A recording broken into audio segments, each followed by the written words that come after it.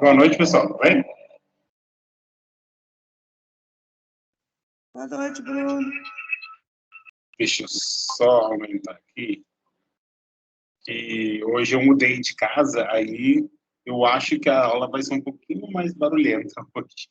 Porque, pelo que eu estou ouvindo aqui, é um pouco barulhento esse quarto. Mas vocês estão ouvindo normalmente? Sim. Tá, então olha só. Então a gente, como eu comentei com vocês, a gente vai fazer aquela aula de HIV e hepatite, então a gente vai ver a parte mais diagnóstico e depois eu coloco a prova, beleza?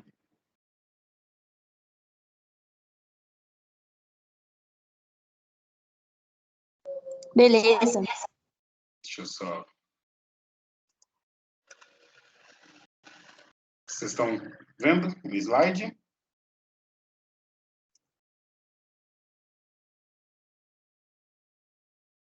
Tá vendo, pessoal?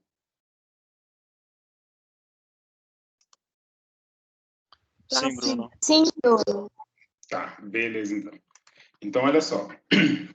Então, hoje a gente vê um pouco do HIV. Então, antes de falar de HIV, eu acho interessante a gente falar um pouco de estatística, só para a gente ter uma noção de como que está basicamente espalhado pelo mundo.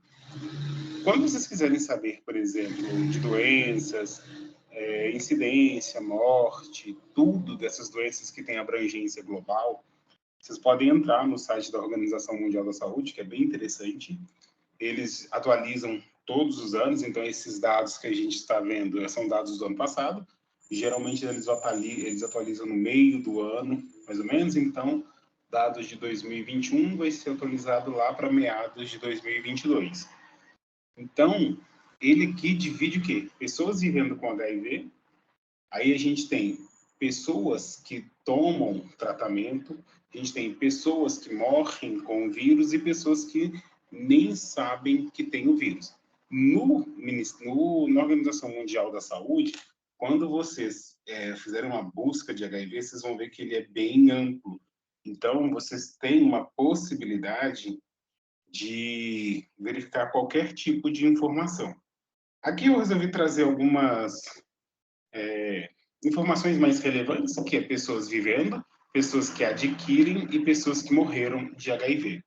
Então, no mundo, foram 37,7 milhões de pessoas. Aí, claro que tem a estatística, né? Podendo variar entre 30 até 45 milhões. Novas infecções, 1,5 milhão. E mortes, 680 mil.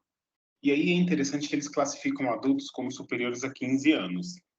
Então, desse total de pessoas, né, que tem HIV, desses 37,7, 36 são adultos. E aí, desse 1,5 de novas infecções, 1,3. Então, a população adulta, ela ainda é a população que mais tem capacidade de contrair o HIV. Depois, eles classificam com homem e mulher. Então, a gente vê que as mulheres, isso global, tá, gente? No Brasil, é diferente. A gente vê que global, as mulheres, elas são mais infectadas em relação aos homens. E a gente vê que criança, que é considerada menor de 15 anos, 1,7 milhões, com aproximadamente 100 mil mortes. Então, crianças, a gente vê muito, por exemplo, aqui no Brasil não é tão comum a questão da prostituição infantil igual à África. Então, lá, por exemplo, é uma coisa muito discriminada, e inclusive as pessoas também já têm dependendo do país, tem uma incidência muito alta de HIV, então as crianças já nascem com o vírus. Então, desses 37,7 milhões de pessoas vivendo, né, 1,5 milhão foram novos infectados, pessoas que morreram foram 680 mil, e 73% recebem esse tratamento. Ou seja, a gente ainda tem 27% de pessoas que não recebem tratamento para HIV. Então, no Brasil, quando a gente quer identificar, né, estatística, a gente entra no Sinam. O Sinam é um pouco desatualizado. Alguém aí já tentou fazer alguma busca no Sinam? O Sinam, ele é bem desatualizado. Então, isso aqui foi um estudo feito. Então, é um estudo grande, né, de 2007 até 2019, foram notificados 300.496 dessas notificações, né? Isso somando. O Sudeste é o que tem maior concentração, e esse mapa aqui, esses pontinhos vermelhos, é basicamente distribuição dos casos de HIV pelo Brasil. Então, a gente vê basicamente que as capitais dos estados, elas são regiões polos, igual, por exemplo, a gente vê aqui Manaus, a gente vê Porto Velho, Rio Branco, que no Sudeste, por exemplo, a gente vê o estado de São Paulo, ele é basicamente completamente dominado, no sentido de não tem um município que não tenha, por exemplo, paciente identificado. E a gente vê que no Brasil é Sul e Sudeste, que é basicamente mais índices de contaminados. Então, a origem, basicamente, a gente tem, quando a gente fala de HIV, a gente fala de dois tipos, HIV tipo 1 e HIV tipo 2. O tipo 1, que é o mais comum no mundo, ele aí a gente entra em várias possibilidades, né, pessoal? A gente vai ver vários artigos, várias reportagens sobre a origem do HIV. Tem pessoas que dizem que a origem é por conta de homem ter feito sexo com macaco. Tem pessoas que dizem que é por conta do consumo de alimento, consumir a carne do macaco. Tem pessoas que dizem que é por conta de briga territorial entre homens e chimpanzés e acabava machucando. Então, assim, a origem mesmo ainda não tem como afirmar. Mas o tipo 1 veio do chimpanzé e o tipo 2 desse outro macaco. E é interessante porque são macacos diferentes. A gente tem esses chimpanzés como os grandes macacos, né, os grandes primatas, que aí é os que não têm rabo, que a gente fala, né, que é os primatas mais evoluídos, e a gente tem os primatas menos evoluídos, que é os que têm rabo. Então, se você pegar, por exemplo, orangotango, gorila, chimpanzé, são macacos mais com um DNA muito mais próximo do nosso. Tranquilo, gente, por enquanto?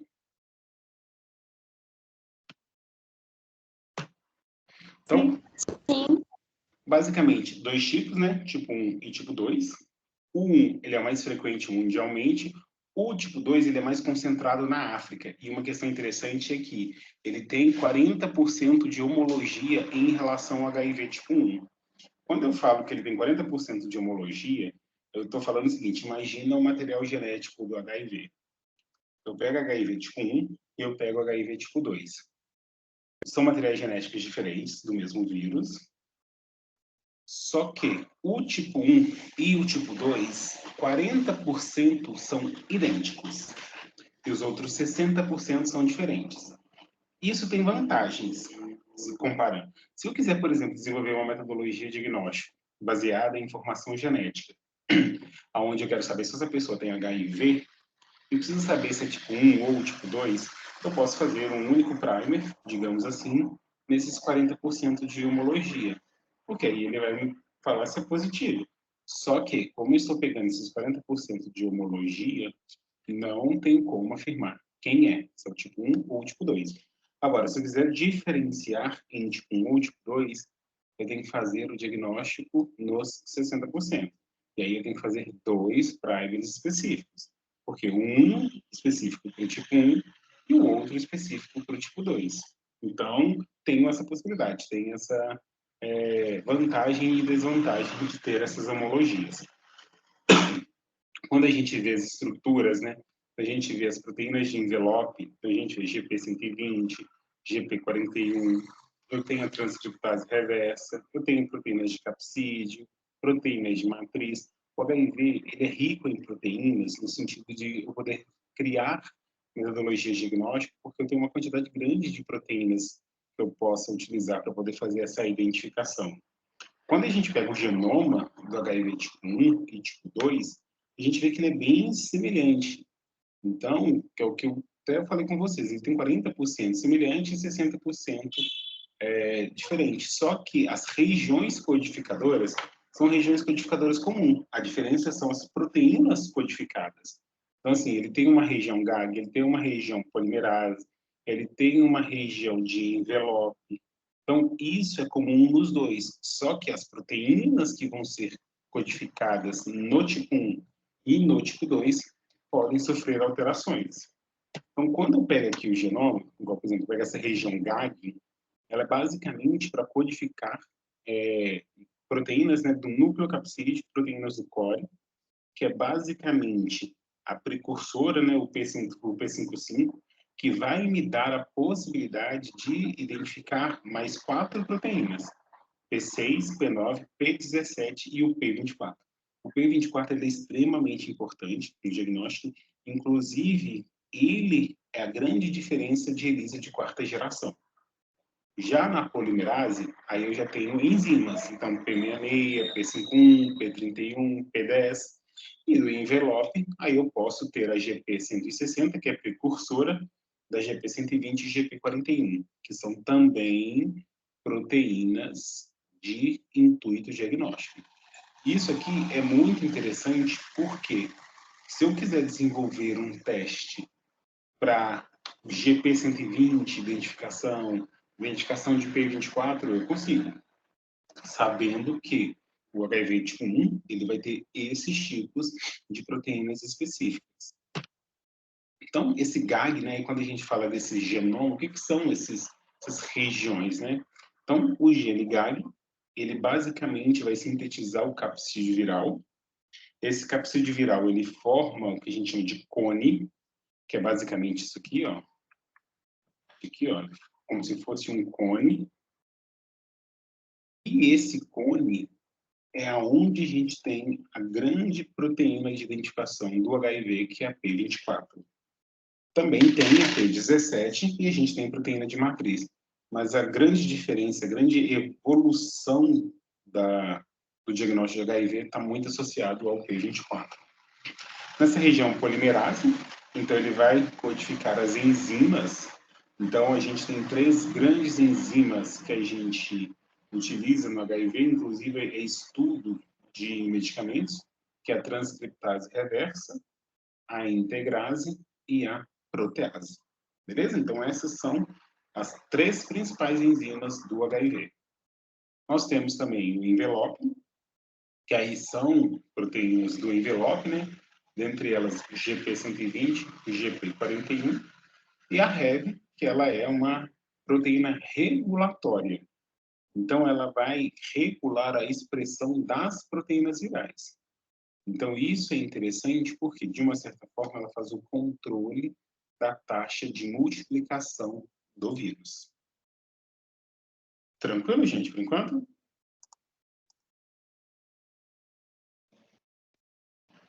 Tá. Nenhuma dúvida? Gostaria que você voltasse só o slide Não. anterior, Pablo. Voltar ao slide anterior? Esse aqui? Tem mais uma explicaçãozinha que eu perdi essa parte. Esse slide, Zélia? Sim, Eu estava explicando o genoma. Então, eu comentei que esse GAG, que é o gene, né, ele sintetiza a proteína do capsídeo viral, que é a P24, e também do nucleocapsídeo, que é a P17. A polimerase, ela codifica principais enzimas do HIV, que é a transcriptase reversa, a integrase e a protease. Beleza? obrigada. Então, basicamente, né, como que é o ciclo? É um ciclo relativamente simples. Claro que ele tem toda a complexidade do HIV, mas eu falo assim, não é um ciclo que vai necessitar, por exemplo, de diversas entradas, é um ciclo mais tranquilo de ser entendido. Então, a gente tem o vírion do HIV, né, que é a partícula infectante. Ele vai se ligar ao CD4, se a gente está pensando no linfócito TCD4, beleza? Então, ele vai se ligar ao CD4. Nesse CD4, a gente tem, inclusive, a ligação com o receptor de quimiocina.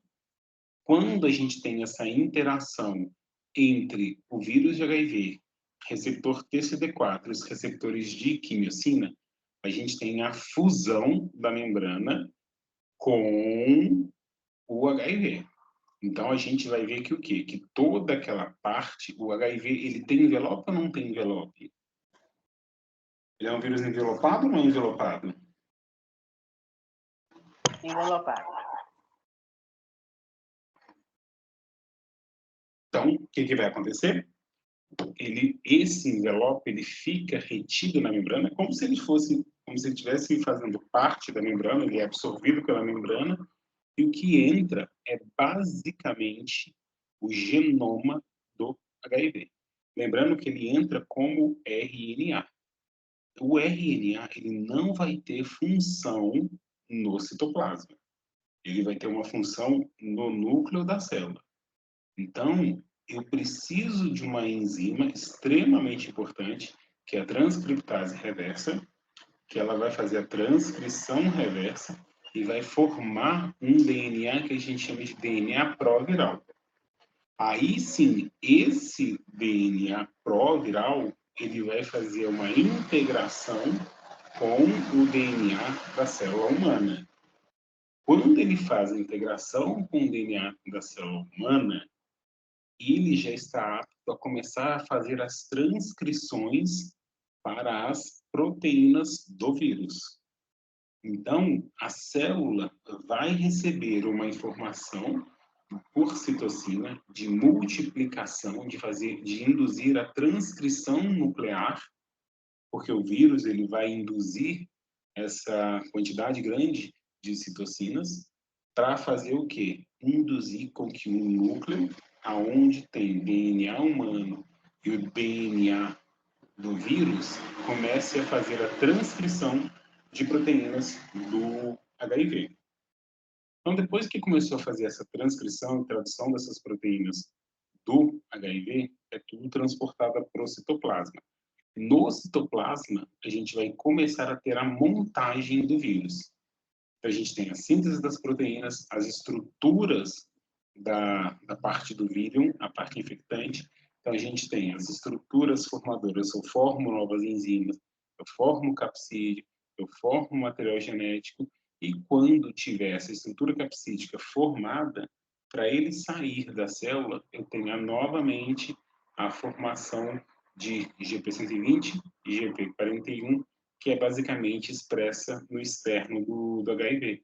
E isso vem da membrana plasmática. Então, ele faz o que a gente chama de brotamento pela célula. Aí tem aquela questão que, quando vocês estudaram virologia, vocês viram ciclo lítico e lisogênico. Então, tem essa possibilidade dele entrar e atuar como lítico ou lisogênico. Beleza? Bruno, Oi. ali quando você falou do proviral, você falou que é a integração da célula humana? Eu fiquei na dúvida nisso. Quando entra o material genético do vírus, do HIV, ele entra como RNA. Só que o RNA não vai fundir com o DNA humano. Aí, por isso que tem a enzima transcriptase reversa. Ela vai pegar, vai fazer transcrição reversa e vai fazer um DNA complementar. Só que aí a gente, em vez de falar DNA complementar, a gente fala DNA proviral. Ah, tá. Entendi. Beleza? Beleza, obrigada. Outra questão interessante é que isso já foi até estudos feitos. Para o HIV entrar também dentro da célula, a gente tem um receptor, que é o receptor CCR5, que é um receptor de entrada. Vários estudos já foram feitos mostrando que mutações, pelo menos 2 mutações no gene do CCR5, causa inabilidade do HIV de entrar dentro da célula. Inclusive, foi um médico chinês que ele fez, né, uma manipulação genética, fez uma edição genética, na verdade, né, de gêmeos lá na China que nasceram com essa mutação do CCR5. Então, teoricamente, eles nasceram imunes ao HIV, mas isso já acontece naturalmente. Basicamente, a seleção natural já começa a tomar conta disso. Por quê? Algumas pessoas na África, principalmente prostitutas na África, não têm HIV. Quando analisa, por exemplo, essa questão do CCR5, eles estão vendo que essas mutações elas estão se tornando cada vez mais frequentes. Então, pode ser que futuramente isso seja uma evolução mesmo do combate, assim como as histórias falam, né, da questão da anemia falciforme por conta da malária. Pode ser que futuramente essa mutação de CCR5 seja indicativo de uma evolução da espécie, beleza? Mas uma coisa interessante, tem um medicamento que atua diretamente nesse receptor, que é o que chama Maraviroc. Ele é um medicamento extremamente excelente. O problema do Maraviroc é que ele é extremamente hepatotóxico. Então, é um pouco complexo você já indicar, por exemplo, um Maraviroc para uma pessoa. Então, às vezes, é melhor você começar com inibidor de transcriptase reversa, de integrase, do que partir diretamente para o Maraviroc. Beleza? Então, essa representação que é basicamente o tipo 1 e o tipo 2. Dentro, a gente ainda tem grupos, subtipos e subsubtipos. No HIV1, nós temos grupo M, N, O e P. Dentro do M, a gente ainda tem subtipos A, B, C, D. E dentro do subtipo F e A, ainda existem subsubtipos. Ou seja, tem F1, F2, A1, A2. Já o tipo 2, ele tem grupo, A até H. Uma coisa interessante que vocês vão ver é que o grupo O do HIV1, ele se comporta de maneira um pouco diferente em relação à identificação.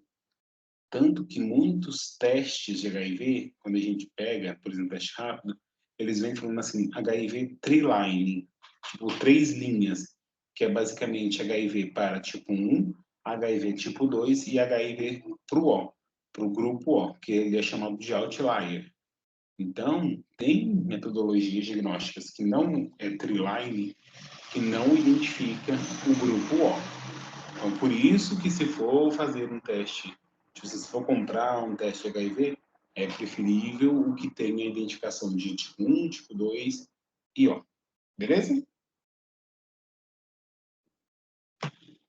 Então, aqui no Brasil, né, de acordo com os estudos, a gente vê que o que é mais comum é o B, o C, o F e mosaicos. Num contexto geral, exceto na região sul, o mais comum é o C e na região sul é o B, beleza? Isso lá no Rio Grande do Sul, em específico.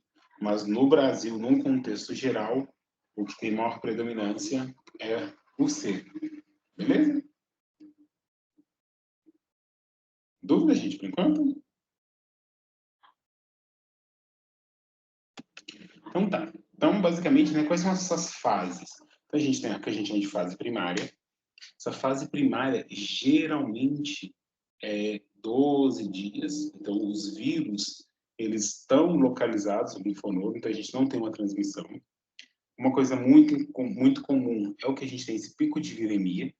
Então, que a gente chama de característica, né, de mononucleose infecciosa, que é quando a pessoa tem aquele mal-estar, aquela sudorese noturna, aquela febre, aquela diarreia, só que ela acha que é uma gripe, porque futuramente isso vai diminuir, então esse pico de viremia ele vai abaixar, então os sintomas vão diminuir, e aí ele vai entrar em latência.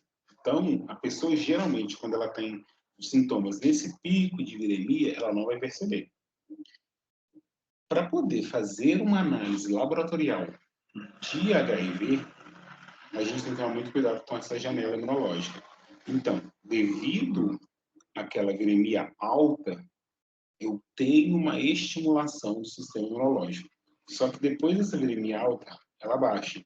Só que esse estímulo do sistema imunológico, ele é um estímulo que demora entre 12 até 15 dias para eu começar a ter a possibilidade de identificação de antígeno e anticorpo. Beleza? Então, assim, né, que a gente passa essa janela imunológica, aí eu já tenho duas possibilidades. Eu posso fazer 2 testes. Eu posso fazer teste para identificar RNA viral e teste para identificar a proteína P24. Por isso que a proteína P24 ela é importante, porque é o primeiro que a gente consegue detectar. Depois dessa proteína P24 ser expressa, aí sim que eu vou começar a ver anti-P24. Mas isso aí é um pouquinho mais para frente. Esse pico de viremia, geralmente são 30 dias E aí eu começo a ver o quê? Uma diminuição dos linfócitos TCD4. E é impressionante, quem começa a destruir os linfócitos TCD4 são os linfócitos TCD8. Porque eles identificam que o linfócito TCD4 está contaminado, tem esse estímulo para a destruição, e aí eles começam a destruir. Então, a gente começa a ter aquela diminuição da quantidade de linfócito TCD4. Por isso que, geralmente, o paciente HIV positivo, alguns fazem contagem de CD4 e CD8. Os anticorpos, geralmente, a partir de 30 dias. Entre 30 e 60 dias. E, mesmo assim, levando em consideração a anti-P24, que são os primeiros anticorpos a aparecerem. Se eu quiser outros tipos de anticorpos mais internos, digamos assim, ou de envelope ou de capsídeo, aí eu vou ter que esperar um pouco mais. Mas o ideal é identificar o anti-P24, se você tem uma identificação rápida, porque o antígeno P24 ele é o primeiro que aparece. Dúvida, gente?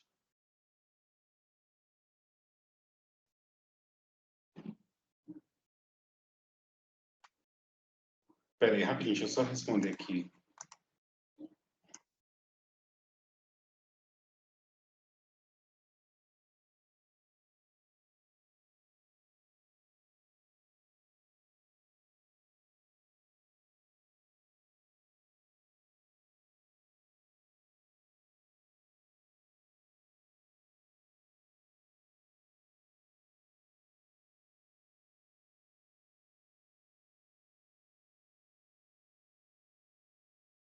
Não, é o pessoal perguntando cadê o link, mas igual eu comentei com vocês que eu ia colocar depois da aula, lembra, gente?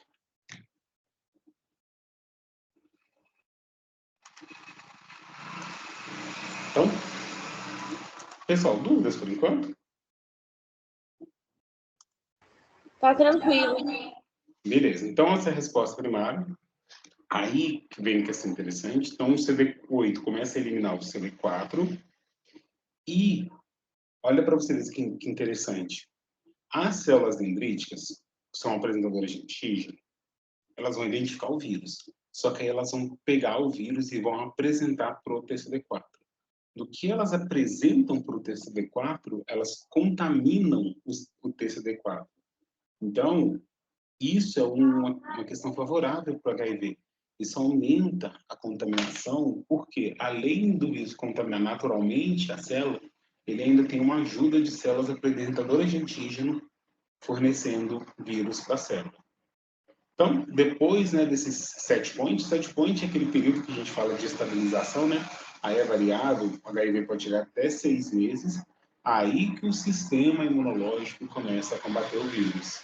Então, assim, basicamente, 6 meses para o sistema imunológico começar a ter uma resposta mais efetiva. Só que aí não tem tempo. Por quê?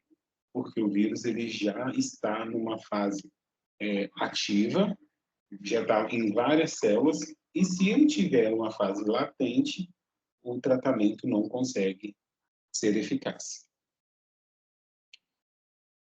Essa fase de latência não tem ao certo, por exemplo, cada pessoa tem um período de latência, ela pode durar anos.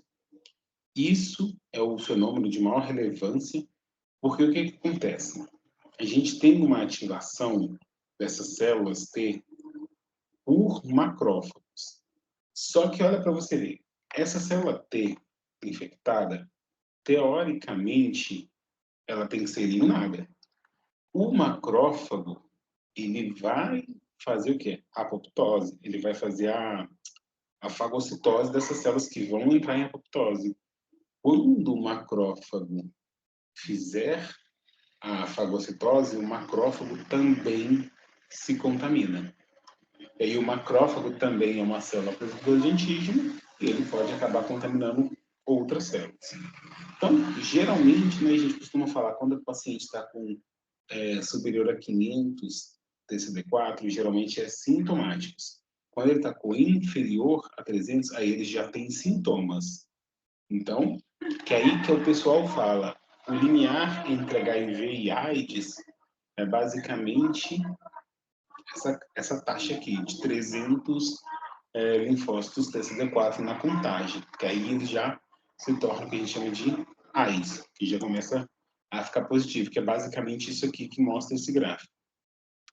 Aqui é basicamente semanas, anos, aqui eu tenho taxa de linfócitos e aqui eu tenho RNA viral. Beleza? Então, primeiro momento, eu tenho minha taxa de linfócitos alta e minha carga baixa porque a pessoa não está infectada. Quando a pessoa se contamina, eu tenho aquele pico de viremia, ou seja, olha aqui como é que aumenta. Aqui a pessoa fica com aqueles sintomas principais, né, aqueles primeiros sintomas característicos, só que ela nem vai perceber que é a AIDS, né, que é HIV. Só que, à medida que aqui está uma viremia, os meus linfócitos TCD4 eles começam a diminuir, porque os meus linfócitos TCD8 estão atacando o TCD4. Até que ele vai chegar aqui por volta de 500, só que a viremia vai diminuir. Ou seja, quando ele entrar em latência, esse pico de viremia diminui, ele entra em latência. O que ele entra em latência, ele fica mais silencioso, entre aspas. O corpo até consegue ter um pouco de recuperação de linfócitos. Só que, mesmo no período da latência, tem um leve aumento de carga viral. E, consequentemente, eu tenho uma diminuição de linfócitos TCD4. Quando ele chega aqui, ó, por volta de 300, que aí começa o quê? Início de sintomas. Aí, nesse início de sintomas, se o paciente não trata, a escala de linfócitos diminui, começa a entrar as doenças oportunistas, a carga viral aumenta consideravelmente até o paciente evoluir para óbito. É quando ele praticamente zera a carga de linfócito TCD4. Beleza?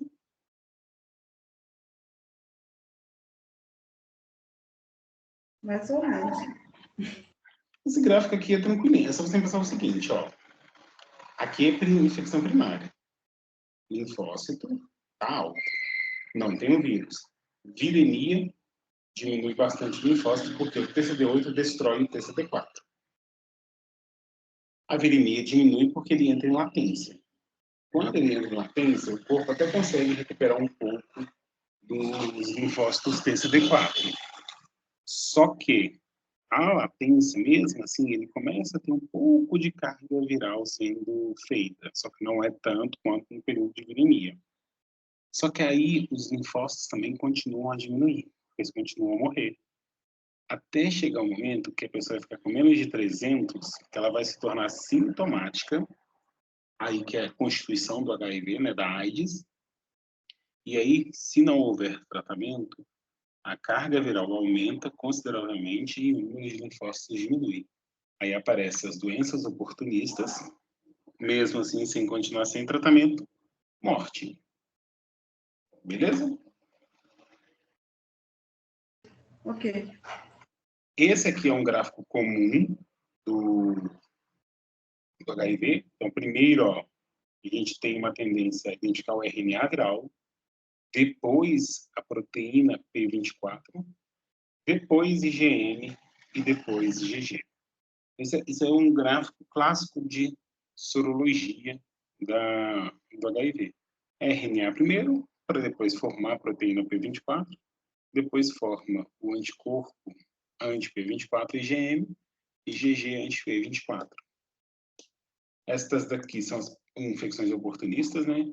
Então, geralmente, pode ser por conta de tuberculose, sarcoma de Kaposi, que é muito comum, Epstein-Barr, herpes, CMV. Então, são possibilidades de infecções que o paciente, né, com HIV, ele pode ter durante a evolução do percurso, né, do vírus. Isso vai depender muito também do contato do paciente e tudo. Beleza? Então, o diagnóstico Aí, a gente tem que seguir padrões, né, do departamento de... Aqui eu coloquei DST porque ainda chama de doença sexualmente transmissível, mas na verdade a gente chama hoje em dia como IST, beleza? Que é infecção sexualmente transmissível. E aí tem que ser aprovado os testes por este departamento para ser utilizado. Então, aqui olha só para vocês verem que possibilidade que eu tenho de desenvolvimento. Ó, eu posso usar essas principais proteínas com importância diagnóstica. Então, posso pegar de envelope, polimerase da região GAG. Então, eu posso fazer diagnóstico com GP160, GP140, só que lembrando que HIV tipo 1 e tipo 2 tem proteínas diferentes. Então, se eu for usar uma precursora de envelope, eu tenho que ter na minha metodologia identificação de GP160 e GP140. Beleza? Aí, ó, P24, P26. Como no Brasil é muito comum P24, a ELISA de quarta geração ela é fixada com P24. E a gente começa a entrar, então, nas ELISAs, que é basicamente o que começou a surgir, que foi a primeira e a segunda geração. Qual que é a desvantagem? Pouco específico, porque só detecta IgG, então só vou detectar aquele tempo de soroconversão lá para frente, eu não pego IgM. Ele é menos sensível do que as próximas gerações. Esse tempo de janela é de 6 a 8 semanas. E o que é interessante, que a diferença entre primeira e segunda geração é o formato indireto. Então, porque eu vou utilizar antígenos recombinantes. Quando eu começo a utilizar antígenos recombinantes, eu começo a permitir uma possibilidade de identificação melhor, porque eu estou recombinando vários antígenos para poder identificar uma patologia. Ao invés de ter vários antígenos separados, eu faço uma recombinação. Mas a grande desvantagem de ELISA de primeira e segunda geração é apenas detecção de IgG. Então, aqui como é montada, né? Então, a gente tem aqui uma placa, que são os pocinhos, né?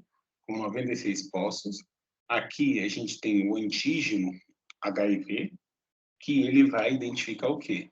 Anticorpo. Então, se tiver anticorpo, a gente vai colocar a amostra, vai incubar. Esse anticorpo, que é IgG, vai se ligar ao antígeno HIV. Logo em seguida, eu vou colocar o conjugado, que ele é um anti-IgG humano, é um anticorpo contra esse anticorpo humano, mais a enzima. Vou incubo novamente, e aí eu formo esse complexo, né? Conjugado com anticorpo. E aí, se eu tenho esse complexo conjugado com anticorpo e enzima, quando eu colocar o substrato, que é o cromógeno, a enzima vai converter, ela vai degradar. Degradando, eu vou ter a formação de cor, que é a positividade do teste de ELISA. O ELISA terceira geração, que é o que a gente chama de sanduíche, aí a gente já tem detecção simultânea de IgG e IgM. Então, o IgG, que é bivalente, e o IgM, que é pentavalente, eles já estão disponíveis para serem identificados. Então, além disso, eu posso identificar qualquer classe. Eu posso fazer IgA, IgE, mas é muito mais comum a gente fazer IgG e IgM. E uma vantagem, além de detectar IgM, é que a janela de conversão, de soro, conversão de detecção, agora é de 22 a 25 dias, ou seja, praticamente um mês. Aqui, na primeira geração, a gente tinha de 6 a 8 semanas. Aqui, eu tenho praticamente 3 semanas, digamos assim. Então, eu já encurtei. Então, aqui, eu tenho o antígeno HIV, os meus anticorpos IgM e IgG, aí a mesma coisa. Vou colocar, incubar, eu vou ter o conjugado. Esse conjugado ele vai estar ligado em antígeno com enzima, diferente da primeira e segunda geração, que é anticorpo. Aqui é antígeno, que vai se ligar neste anticorpo. Por isso que vai chamar sanduíche, porque aqui, ó, é antígeno na placa e antígeno em cima. Então, é como se os anticorpos do paciente fossem a parte do meio do sanduíche. Depois eu vou adicionar o cromógeno, né, o substrato, havendo a enzima, faz o quê? A conversão, a degradação do substrato, positivação do teste. ELISA de quarta geração, aí, além daquilo que a gente detectou, nós vamos detectar também o antígeno P24, pelo anticorpo específico. Ele a gente não vai falar que é em formato sanduíche mais, porque ele, na verdade, é uma detecção múltipla de antígeno, de anticorpo. Então, eu posso, inclusive, fazer essa quarta geração para outras glicoproteínas recombinantes, como GP41, GP120, GP160. Isso aqui, quando eu faço GP120 e GP160 também, para mim é interessante porque eu pego HIV tipo 1 e tipo 2. O GP24, o P24 é só tipo 1. Se eu quisesse fazer um combinante, faria P24 e P26, por exemplo. Então, qual que é a grande vantagem disso? Quando eu coloco o P24, como ele é o primeiro antígeno, a primeira proteína que aparece, e vai ser o primeiro anticorpo a ser produzido, eu diminuo minha janela imunológica para 15 dias. Então, eu saio lá da primeira e segunda geração de 6 a 8 semanas, para a terceira geração 25 dias, e eu pulo para a quarta geração 15 dias. Aí, como que é a configuração dele? Na placa, eu vou ter antígenos e anticorpos fixados. Então, eu vou ter antígeno e HIV e anti-P24. Por quê? No paciente, ele tem o P24, mas ele ainda não tem o anti-P24. Então, o anti-P24, ele tem que ser sintético. Então, aqui, o que ele vai identificar? Esses anticorpos aqui, ó, IgG e IgM, vão se ligar nos antígenos e esse antígeno P24 vai se ligar no anticorpo anti-P24, formando essa configuração aqui. Porém, eu vou ter que ter o quê? 2 tipos de conjugados. Um conjugado com antígeno e o outro conjugado com anti-P24. Por quê? Esse conjugado com antígeno, ele vai se ligar no IgG e no IgM. Esse conjugado com anti-P24 vai se ligar no P24. Depois eu vou colocar o cromógeno, e aí, como eu tenho esses complexos enzimáticos funcionando, eles vão fazer o quê? Uma reação de positivação. O mais indicado, hoje em dia, para diagnóstico, é a ELISA terceira e quarta geração de HIV. Beleza? Quarta geração é muito caro em relação à terceira geração. É quase que o dobro do preço. Então, tem locais que não faz ELISA quarta geração. Beleza, gente?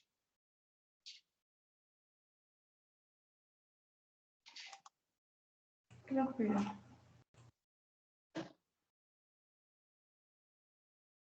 Certeza? Então tá. Os testes rápidos são mais tranquilos. Geralmente a gente vai usar uma membrana de nitrocelulose e resultados eles têm que ser em até 30 minutos, que é uma das características de serem testes rápidos. Eles são mais frequentemente utilizados. Aqui a gente tem uma plataforma que é o do teste rápido HIV1 e 2 do Biomanguinhos. Então, na linha controle, é uma região que obrigatoriamente tem que ser positiva. Então, é uma região onde a gente tem o GP41, que aí vai ser interessante porque eu vou fazer um controle do HIV. Então, eu vou ter uma migração espontânea. Quando eu faço regiões controles, independente do paciente ser positivo ou negativo, ele tem que positivar. Na linha teste, é uma linha onde eu tenho que fazer praticamente uma mescla entre HIV tipo 1 e HIV tipo 2. Então, eu posso usar, por exemplo, um GP120, um GP41 do HIV tipo 1 e um GP36 do HIV tipo 2.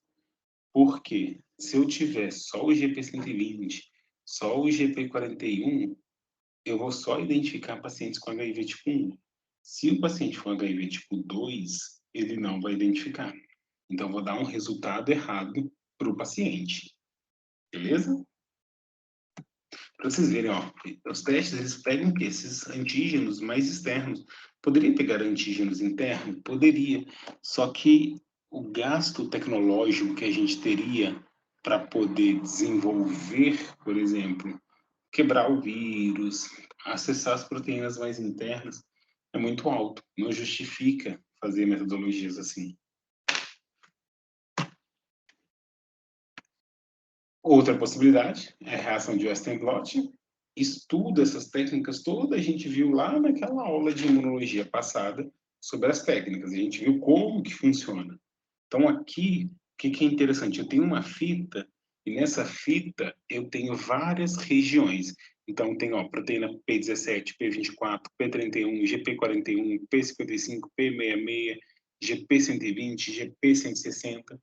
Quando eu colocar a amostra do paciente, de acordo com os anticorpos que ele tiver, eles vão começar a ter reações nessas posições da fita. Então, aqui tem um P24, tem reação aqui. Tem GP120 e GP160, tem reação aqui. Então, esses anticorpos vão ficar fixados nessa fita. Depois eu vou ter, nessa membrana, no caso, depois eu vou ter as minhas introduções dos meus conjugados, que aí vai ser anticorpo anti-IgG humano mais a enzima, para depois eu colocar o cromógeno. Quando eu colocar o cromógeno aonde você teve conjugado ligado com os anticorpos, você vai ter o quê? Uma coloração nessa região, que aí você vai ver a positividade. Então, as bandas que vão aparecer na reação de Western blot, você vai identificar quais são as proteínas para poder identificar a positividade de HIV. Geralmente, P24 sempre aparece, tá, gente? Outra questão, o tratamento. Geralmente, os medicamentos, eles têm como ação na região polimerase, que é basicamente o quê? Aonde a gente tem medicamentos que vão atuar nas enzimas. Então, inibidores de protease, inibidores de transcriptase reversa, inibidores de integrase. E aqui a gente tem os tipos de inibidores. Então, por exemplo, inibidores de transcriptase reversa. O abacavir, tenofovir, lamivudina, são medicamentos que fazem inibição de transcriptase reversa. O inibidor de integrase, o dolutegravir, por exemplo. Aí aqui, ó, inibidor de entrada, Maraviroc. Então, eu posso, ó, inibir fusão, inibir protease. Então, geralmente, o tratamento, que o povo fala de coquetel, né? Antigamente, a pessoa tomava milhões de comprimidos. Esse coquetel, que as pessoas dizem, é basicamente o quê? Uma mescla entre esses inibidores. Ah, pode ser um inibidor de transcriptase reversa, pode ser um inibidor de, por exemplo, de integrase, de protease. Aí vai ser de acordo com o quê? Com o que o médico achar que o paciente deve tomar. Beleza?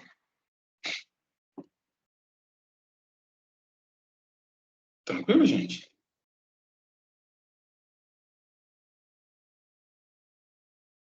Ô, Bruno, só questão de curiosidade. Por que tudo termina em vir? A medicação? De vírus. Você sabe por quê? Então, ó, eu vou te perguntar. Eu nunca parei para pensar nisso, mas acho que eu gosto de vírus. Engraçado, né? Aí, mas assim, tem uma explicação. Com certeza tem. Só que aí eu vou ter que perguntar ao pessoal dos professores de farmácia que trabalha diretamente com medicamento. Porque, sinceramente, eu não sei. Porque, geralmente, modos de atuações, os medicamentos começam a ter um nome semelhante. Tipo, vai pressão arterial, geralmente eles têm um nome. Tipo, um sufixo, um prefixo semelhante. Mas eu posso perguntar para o pessoal que estuda, né, com HIV, se tem uma relação desse vírus. Deve ser só o que você falou mesmo. É o que eu acho, porque eu nunca parei para pesquisar isso. Sendo sincero, tipo, isso foi uma coisa que, assim, nunca me chamou a atenção. Bruno, isso é até também para identificação do tipo de medicamento. Sim, Então, tipo, por exemplo, para um médico, para ele, dependendo do prefixo ou do sufixo, ele já sabe para que serve, para que serve o remédio. Igual no onde eu estou fazendo estágio, tem um médico anestesista lá e ele sempre pergunta o remédio. Cada paciente vai chegar com tipo, com o nome de um remédio diferente. Só que ele consegue identificar pelo prefixo ou sufixo para poder anestesiar de forma adequada. sim. Tem essas classes de atuações. Então, assim, isso é uma. Eu falo, isso é uma área da biomedicina que a gente é bem defasado, que é a área da farmacologia, porque não é uma área de atuação direta nossa. Mas, ô Sandra, eu vou procurar saber. Eu acho que é por conta de identificação. Então, por exemplo, é tratamento viral, entendeu? É medicamento de vírus. Mas aí eu, para não ficar falando, te dar certeza de uma coisa que eu não tenho certeza, eu prefiro perguntar e eles me responderem, aí eu falo com você. Beleza?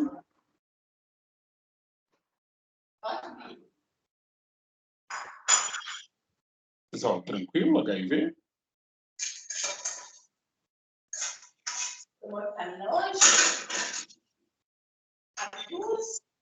Tá, então tá. Então, olha só. Quando a gente vê, isso aqui foi um estudo, né, bem interessante. Só que é um pouco mais antigo, mas ele ainda expressa um pouco a realidade.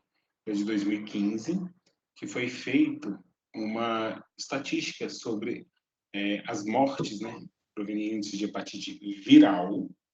Lembrando que eu tenho hepatite medicamentosa, hepatite por conta de bebida alcoólica, isso a gente está falando de hepatite viral, beleza? Então aí o que, que eles começaram a observar? Cada tipo de hepatite, que a gente tem hepatite A, B, C, D e E. As mais comuns que a gente escuta falar é A, B e C. A D, que é a hepatite delta, e a E, a gente quase não escuta falar. Tanto que os focos de estudos é basicamente hepatite A, B e C. Então, o que, que eles começaram a observar?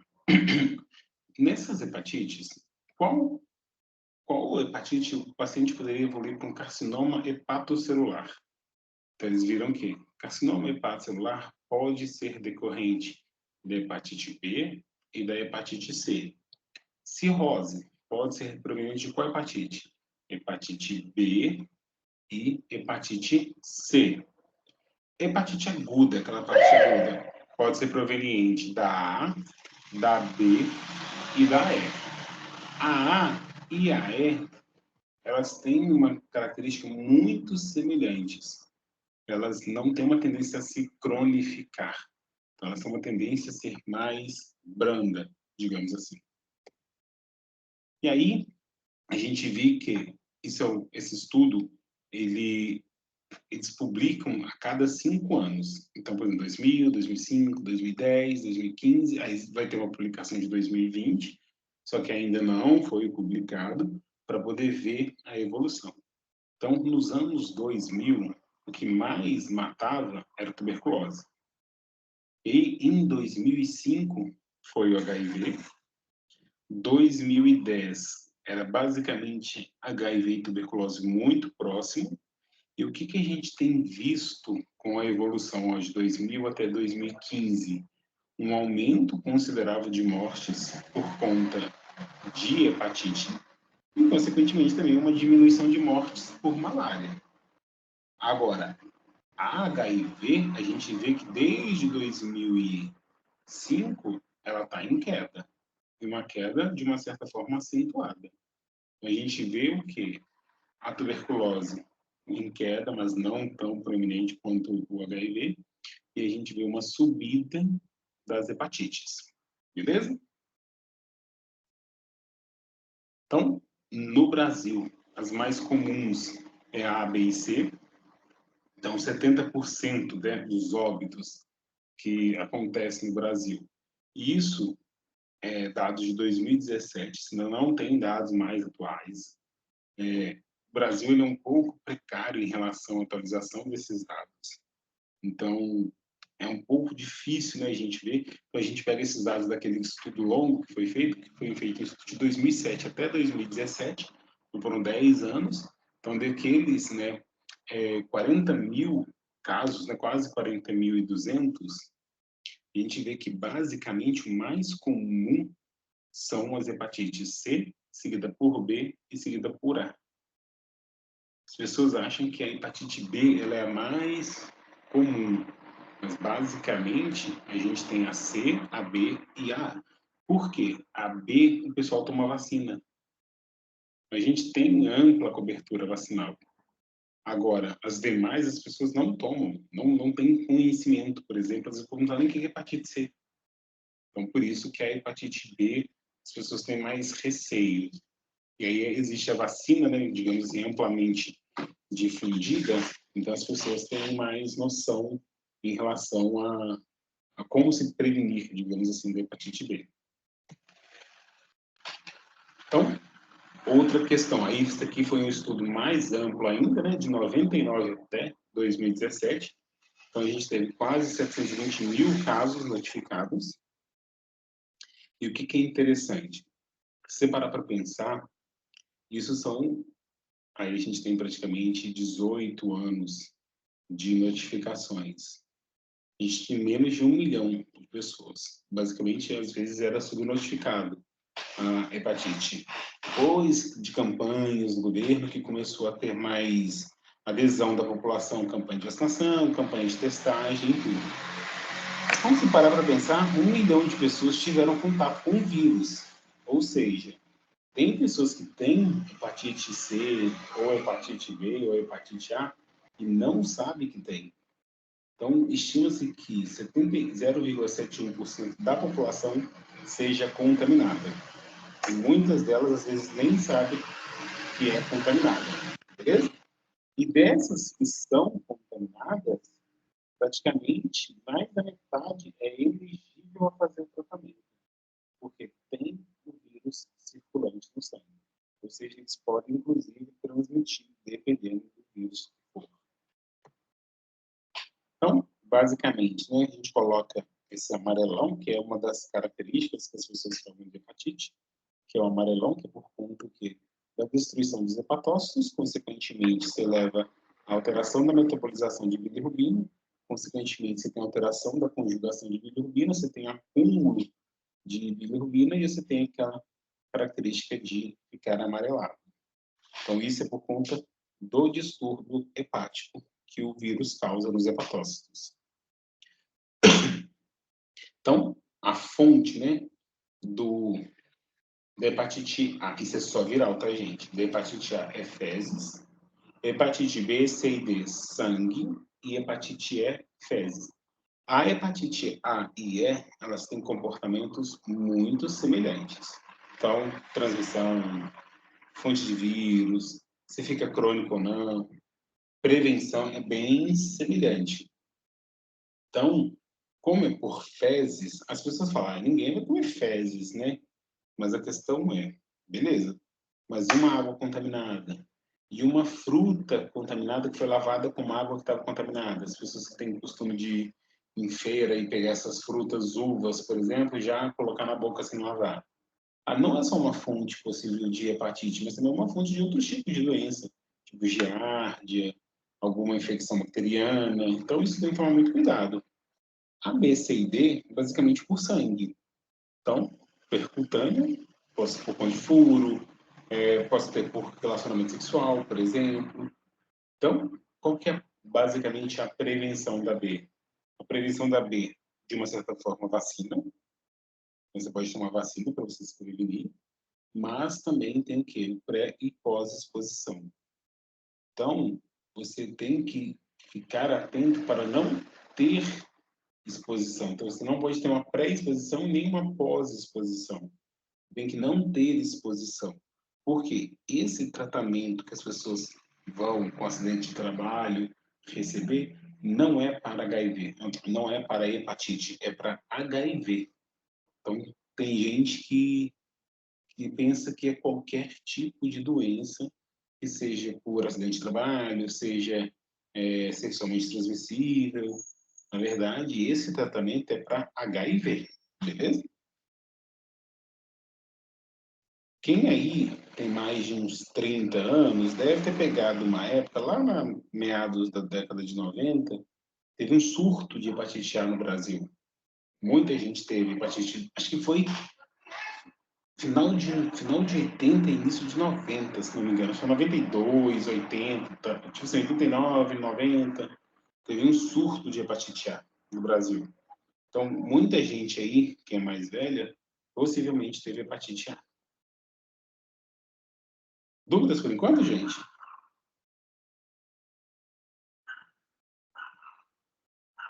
Não? Tá tranquilo, pronto. Então, beleza. Então, ó, outros vírus que podem causar hepatite. Mas aí, isso aí são outros tipos de vírus que causam alteração nos hepatócitos.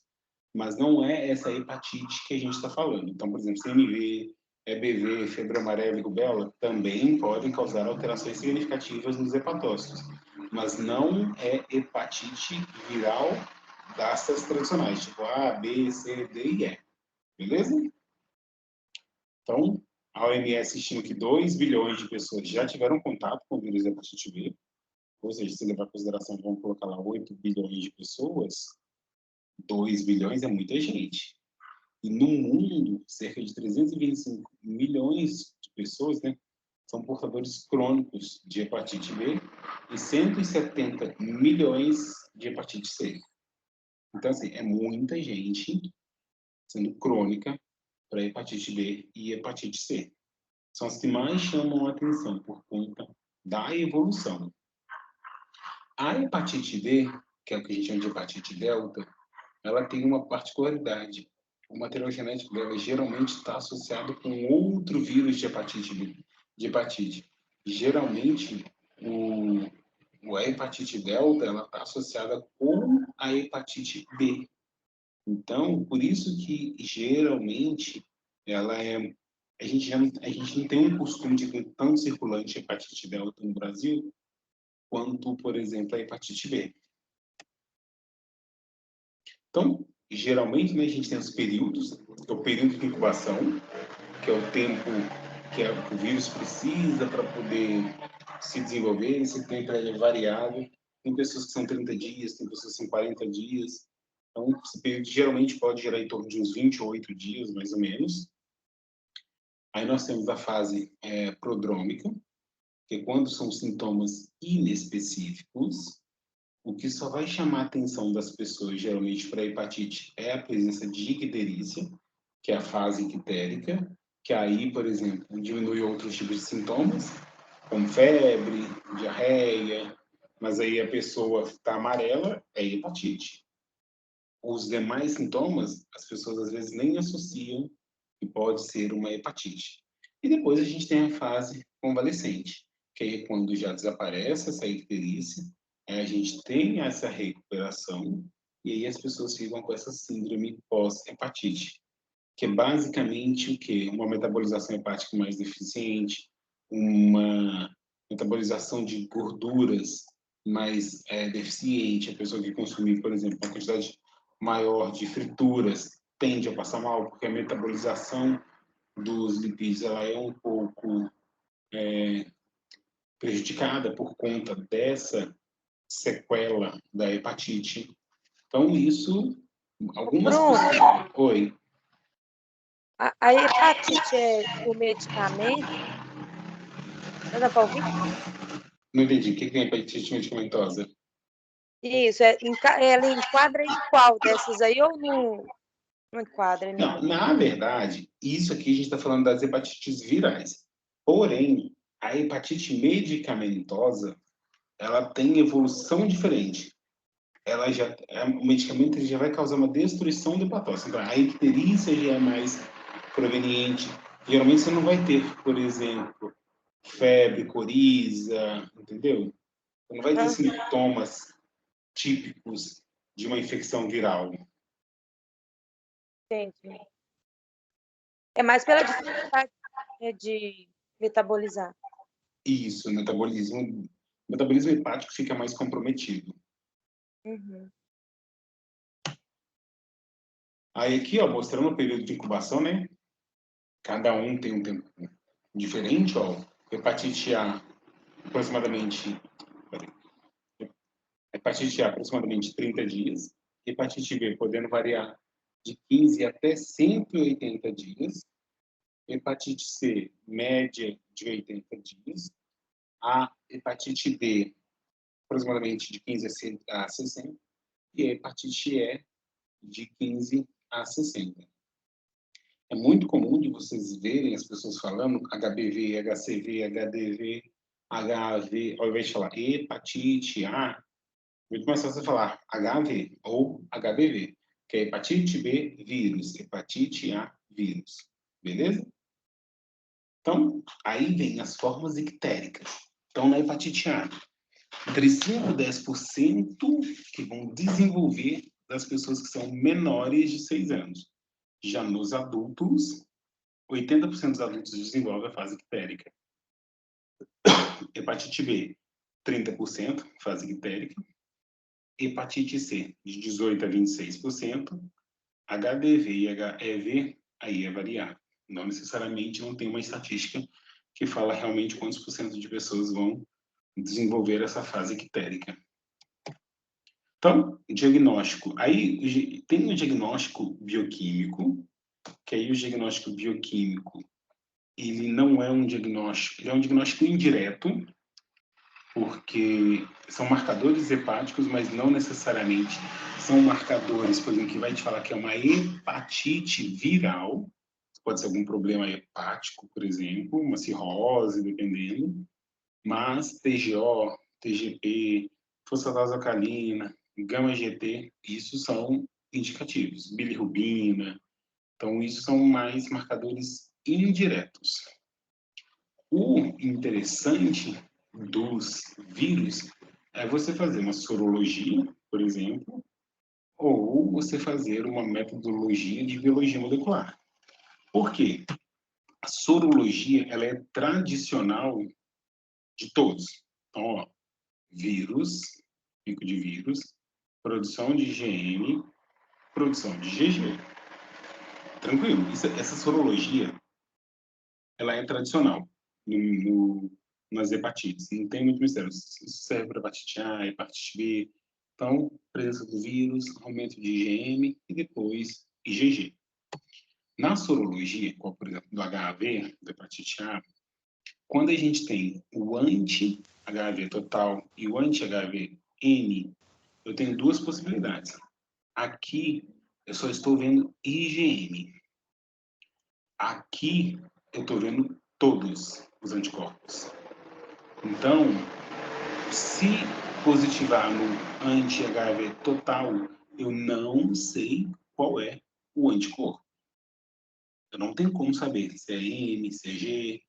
Então, quando eu faço um antitotal ou um anti-N, se os dois dá positivo, o que eu estou falando aqui? Aqui está positivado, porque como aqui é total, aqui também tem M. Positivou porque tem M, aqui também positivou porque tem M. Então, é uma reação recente. Quando eu tenho total positivo e o M negativo, é passada. Esse total positivo é do IgG. E quando eu tenho os dois negativos, é a ausência de contato. Porque eu não tive vírus e eu não estou com vírus. Beleza? Beleza. O hepatite B, ele é o que a gente mais estuda, mais ouve falar. Então, a gente tem, né, os antígenos HBsAg, que é uma proteína de envelope. O HBcAg, ele é de capsídeo. E o HBeAg, ele é de fase replicativa. Aí vem uma questão. Olha só. Quando a gente dosa os anticorpos, anti-HBs, imunidade. Anti-HBc, M e G é contato com vírus. E anti-HBe é fim da fase replicativa. Quando a pessoa toma vacina de hepatite B, ela está recebendo um anti-HBs, basicamente. Ela está recebendo um HBsAg. Que aí, ela recebendo esse HBsAg, ela vai desenvolver anti-HBs. Só, mais nada. Quando a pessoa tem contato com o vírus, além de ter anti-HBs, ela também tem anti-HBc. Porque o C é de capsídeo. A pessoa só vai produzir anti-HBc se ela teve hepatite B. A diferença da vacina para o contato direto é, se pergunta assim, como que eu sei que a pessoa está imunizada por vacina ou por contato direto? É só você dosar anti-HBc. Se a pessoa tiver anti-HBc, ela teve hepatite. Se a pessoa não tiver anti-HBc, ela foi imunizada por vacina. Beleza?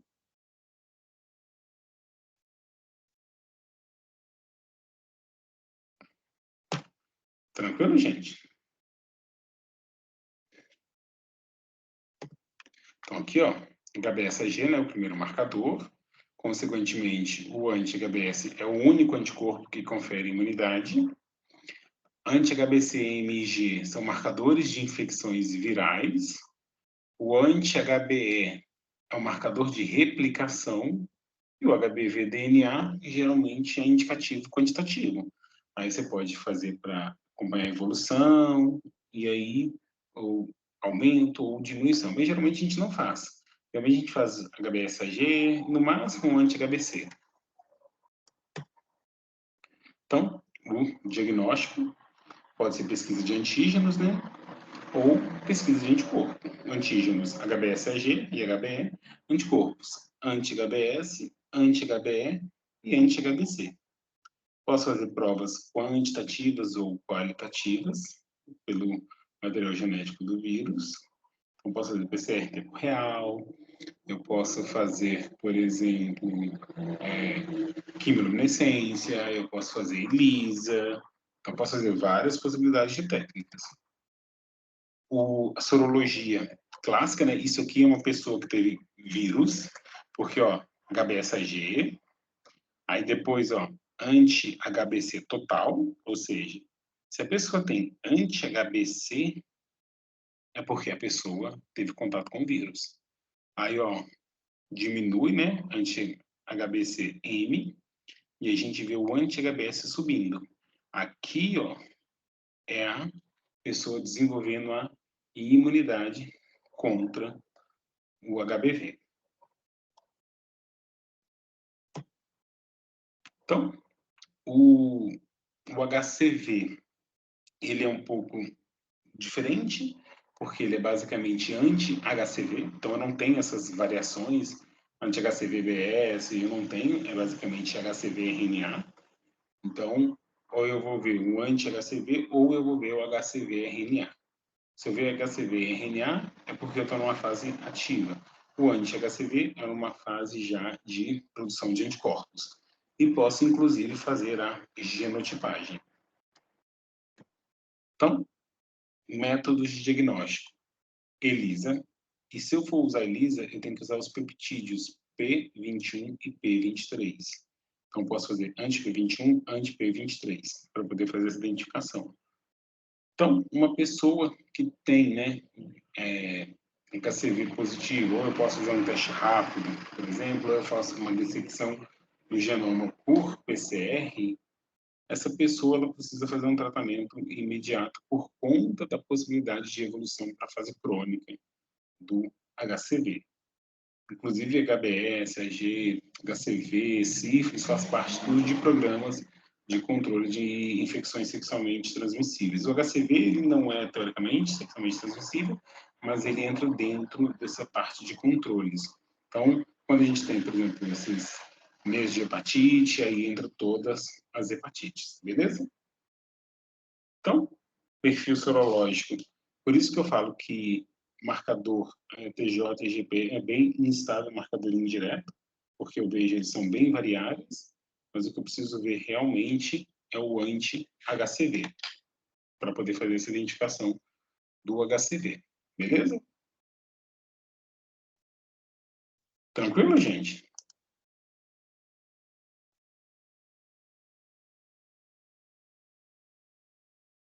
Sim, Beleza, então eu vou fazer o seguinte, então eu vou colocar a prova, ó, 8h15, então até 8h15 de amanhã vocês conseguem fazer, beleza?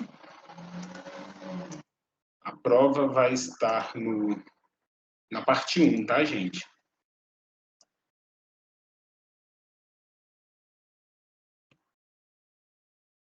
Unidade 1, Isso, só estou abrindo aqui para poder colocar já de uma vez, ó. Unidade 1, sessão 1, aula. Onde está escrito oficial 1, eu vou colocar oficial 2.